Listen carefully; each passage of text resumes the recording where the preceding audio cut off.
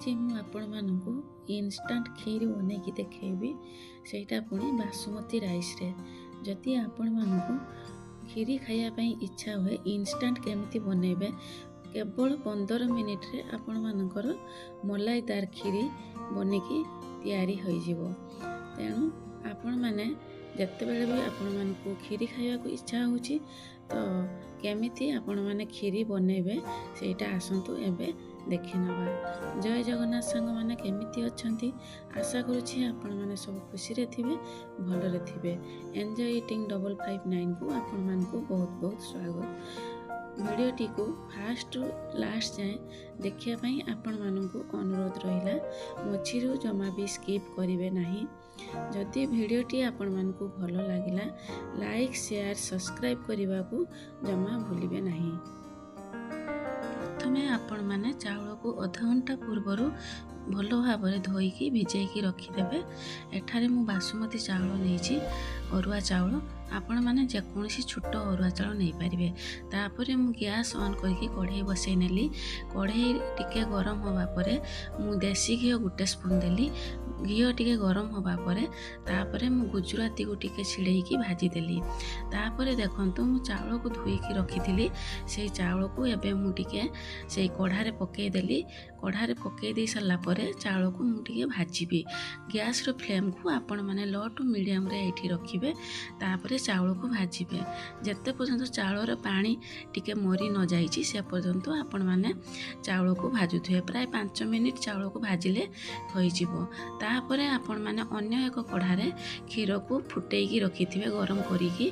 मु एठी 2 लिटर क्षीर नेइछि सेटा फुटेकी प्रथम रु रखि देइथिली। तापरे मु एबे अधा देली सिझिबा पई चावल को। तापरे देखंतु मु चावल रे क्षीर देई देली। तापरे टिके टेस्ट भलो आसिया पई लूण देली। लूण दे सारा परे से गरम क्षीर रे आपण माने केसर पकेबे खीरीर कलर भलो आसिबो टेस्ट भी भलो आसिबो। मु से क्षीर रे केसर पकेकी रखी देली। तापरे देखंतु खीरी एपटे आमर फुटिला। गैस रो फ्लेम को एठी लो टू मीडियम रे रखिबे। पुणी मु आ गुटे कढ़ारे घी देकी काजू टिके भाजी नेली। काजू किशमिश आउ पिस्ता मु ए तीनटा जिनिस घी रे भाजी नेली। सेते बेलकु खीरी आमर भल भाव रे सिझी जाइतिला। देखंतु खीरी रे जो मु देइथिली क्षीर सेटा भी मरी जाइतिला। तापरे चावल को आपण मान टिके प्रथम रु घांटी देबे। घांटी देई सारला परे चीनी देबे। चीनी आपण माने टेस्ट अकॉर्डिंग देई परिबे। आपण मानकर हिसाब रे आपण माने देबे। तापरे चीनी देकी भल भाव रे पुणी आउ थरे ताकू घांटीबे। घांटी सारला परे देखिबे खीरी पूरा मेल्ट होई जिवो। चीनी खीरीटा भी टिके पतला होई जिवो। एबे देखंतु पूरा केमिति बहलिया टाइप रो होई गला खीरी। तापरे आपण माने जो रेस्ट क्षीर रखिथिबे सेई क्षीर को पुणी से खीरी रे पकेकी आउ थरे फुटिवा पई छाड़ी देबे। एबे भी गैस रो फ्लेम को लो टू मीडियम रे रखिबे।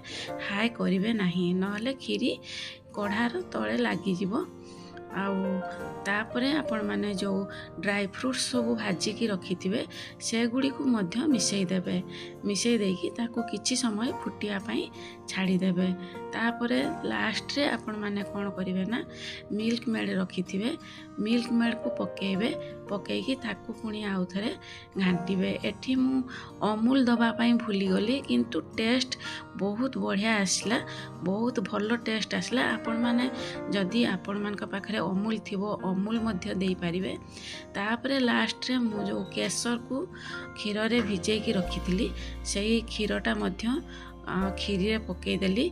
पकईकी आउ मिल्क मेड पुणी आउ थरे पकेली। पकईकी ताको पुणी 5 रु 10 मिनिट ताको फुटिवा पई छाड़ी देली। देखंतु केते सुंदर माने क्रीमी कलर आसी जाइछि खीरीर कलर। आउ क्रीम भलिया पूरा मलाईदार खीरी बनिछि। जेमिति होटल रेस्टोरेंट पार्टी रे जेमिति खीरी हुए सेही खीरी बनिछि। आपण माने घरे जत्ते बेले इच्छा सेते बेले बनेकी इंस्टेंट खीरी आपण माने खाई परिबे। एठी रहिली।